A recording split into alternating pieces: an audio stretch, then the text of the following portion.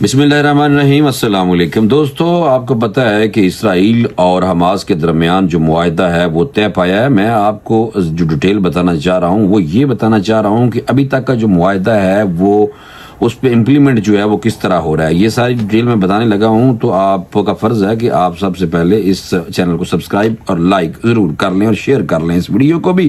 اسرائیل اور حماس کے درمیان 15 ماہ اور 12 دن بعد جنگ بندی کے معاہدے پر تقریباً 3 گھنٹے کی تاخیر کے بعد عمل درآمد شروع ہو گیا ہے۔ چند گھنٹے کی تاخیر کی وجہ سے اسرائیلی حملوں میں مزید 19 فلسطینی شہید اور 36 زخمی ہو گئے تھے۔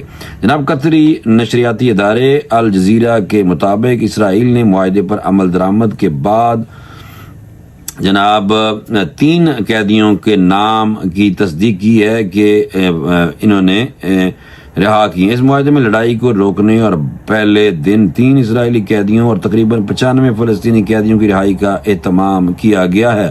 اسرائیلی وزیر اعظم بنیامین نیتن یاہو کے دفتر کا کہنا ہے کہ غزہ میں 3 قیدیوں کی رہائی مقامی وقت کے مطابق ہم نے کر دی تھی۔ اسرائیلی وزیر اعظم کے آفس سے کہا گیا ہے کہ 4 دیگر زندہ خواتین یرغمالیوں کو بھی 7 دن میں رہا کر دیا جائے گا۔ 6 ہفتوں میں محیط جنگ بندی کے ابتدائی مرحلے میں وسطی غزہ سے اسرائیلی افواج کا بتدریج انخلاء اور بے گھر فلسطینیوں کی شمالی غزہ میں واپسی شامل ہے۔ اس معاہدے کے تحت غزہ میں جنگ بندی کے بعد روزانہ 600 ٹرک انسانی امداد کی اجازت دے دی گئی ہے۔ 50 ٹرک ایندھن لے کر جائیں گے جبکہ 300 ٹرک شمال کی جانب سے مختص کیے جائیں گے جہاں شہریوں کے لیے حالات خاص طور پر جناب سخت رکھے گئے ہیں۔ غزہ کے مکینوں کی گھروں کو واپسی شروع ہو چکی ہے اور قطری نشریاتی ادارے کے مطابق غزہ کے تباہ حال علاقے میں جو کئی ماہ سے ملبے کا ڈھیر بنے ہوئے تھے وہاں اب غزہ کی رہائشیوں نے واپسی کا سلسلہ شروع کر دیا ہے۔ اپنے ہزاروں پیاروں کو کھو دینے اور 1.5 لاکھ سے زائد عزیزوں کے زخمی ہونے کے علاوہ گھر بار مال و متاع سے محروم فلسطینی ملبے کے ڈھیروں کو پھر سے مسکن بنانے کے لیے پر امید دکھائی دیتے ہیں۔ قطر نے غزہ میں جنگ بندی کے آغاز کی تصدیق کر دی۔ قطر کے وزارت خارجہ کے ترجمان نے ایک بیان میں کہا ہے کہ اسرائیل اور حماس کے درمیان جنگ بندی کا آغاز ہو گیا ہے۔ ماجد الانصاری نے کہا ہے غزہ میں جنگ بندی کب شروع ہو گئی؟ ہم اس بات کی تصدیق کرتے ہیں کہ آج رہا کیے جانے والے 3 یرغمالیوں کے نام اسرائیل کے حوالے کر دیے گئے ہیں۔ وہ 3 اسرائیلی شہری ہیں جن میں سے ایک رومانیہ اور دوسرا برطانوی شہریت رکھتا ہے۔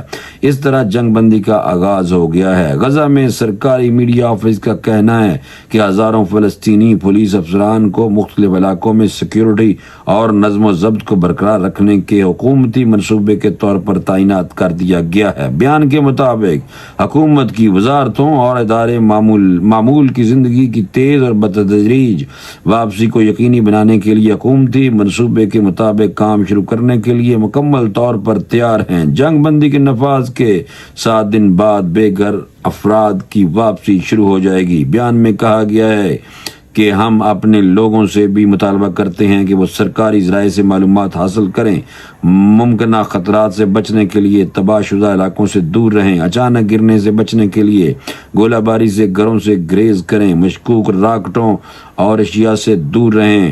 الجزیرہ کے مطابق اس سے قبل اسرائیلی وزیر اعظم بنیامین نیتن یاہو نے کہا تھا کہ غزہ میں جنگ بندی اس وقت تک شروع نہیں ہوگی جب تک حماس کی قید میں جو اسرائیلی قیدی ہیں وہ رہا نہیں کیے جاتے۔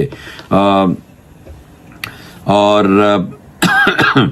حماس کے ترجمان نے ٹیلی گرام پر ایک پوسٹ میں کہا کہ حماس نے غزہ میں جنگ بندی معاہدے پر عمل درآمد کے بعد پہلے دن ہی کیے جانے والے 3 اسرائیلیوں کو رہا کر دیا ہے۔ اور حماس کے مسلح ونگ قاسم بریگیڈ کے ترجمان ابو عبیدہ کا کہنا ہے کہ قیدیوں کے تبادلے کے معاہدے کے تحت ہم نے 24 سالہ رومی گونن، 28 سالہ ایملی داماری اور 31 سالہ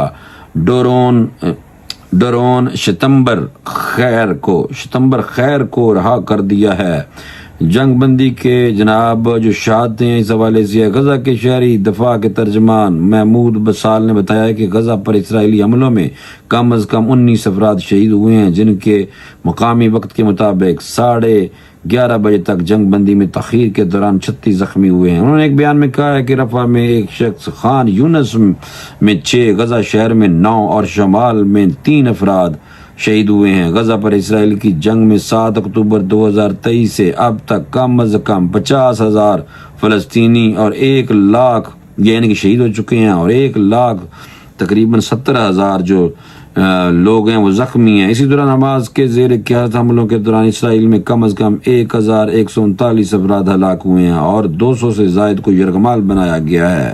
حماس کے اقتدار سے مستقبل میں امن کو خطرہ ہے، یہ اسرائیل کی طرف سے ابھی تک بیانات آ رہے ہیں۔ اسرائیلی وزیر خارجہ نے یہ بات کی ہے کہ حماس کی طرف سے اب بھی ہمیں خطرہ ہے، لیکن آپ کو پتہ ہونا چاہیے کہ جو لوگ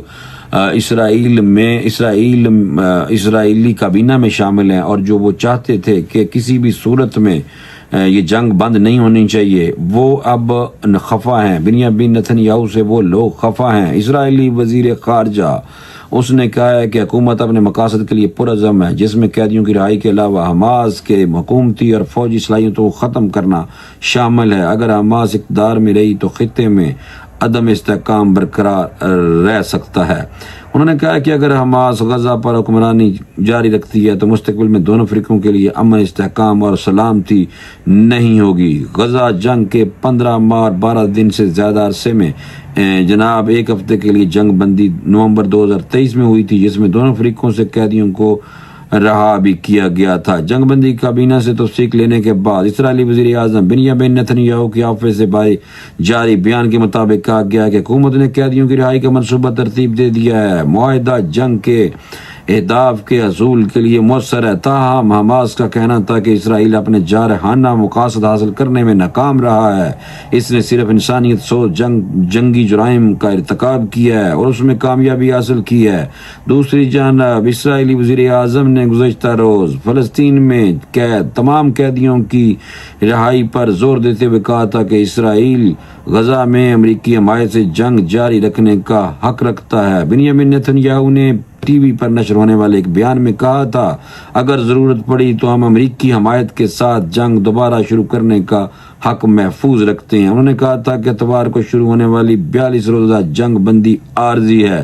بنیامین نتنیاہو نے کہا کہ اگر ہمیں جنگ دوبارہ شروع کرنے پر مجبور کیا گیا تو ہم مزید طاقت کے ساتھ حملہ کریں گے۔ یہ بات ہے جو بنیامین نتنیاہو نے کی ہے، اور اس نے اپنی باتوں میں خاص طور پہ ایک بات کی ہے کہ ہم امریکہ کی حمایت کے ساتھ یہ جنگ جاری رکھے ہوئے ہیں، اور کل کو بھی ہمیں امریکہ جنگ دوبارہ شروع کرنی پڑی تو ہم امریکہ کی حمایت کے ساتھ دوبارہ فلسطین پر یعنی کہ حملہ کریں گے۔ تو یہ کہنے کا مطلب یہ ہے کہ یہ معاہدہ عارضی ہے، اور ابھی تک جو ہے فلسطینیوں کی جو مسلمان بھائی ہیں ان کے حوالے سے افسوس کا مقام ہے کہ ان کے گھر سارے برباد کر دیے گئے ہیں، تباہ کر دیے گئے ہیں، ڈسٹرکشن ہر طرف نظر آتی ہے، لیکن امت مسلمہ کی طرف سے اس طرح کوئی جواب نہیں دیا گیا، نہ اسرائیل کو نہ امریکہ کو۔ امت مسلمہ خاموش ہے۔ تو ابھی تک کی صورتحال جو ہے اس حوالے سے یہ ہے کہ فلسطینی اپنے اجڑے ہوئے، اپنے بالکل ملبے کے ڈھیر بنے ہوئے گھروں کے پاس سے گزر رہے تھے، اور میرا دل اس وقت خون کے آنسو رو رہا تھا کہ ہم بحیثیت مسلمان ان کی کوئی بھی پریکٹیکل مدد نہیں کر سکے۔ صرف افسوس کا مقام ہی ہم کہتے ہیں کہ بڑا افسوس ہو رہا ہے، لیکن کوئی ملک ایسا نہیں ہے مسلم امہ میں کہ جو اسرائیل کو اور امریکہ کو جناب کوئی جواب دے سکے۔ مجھے اجازت دیں، انشاءاللہ اگلے ویڈیو میں دوبارہ ملاقات کریں گے۔ اللہ حافظ۔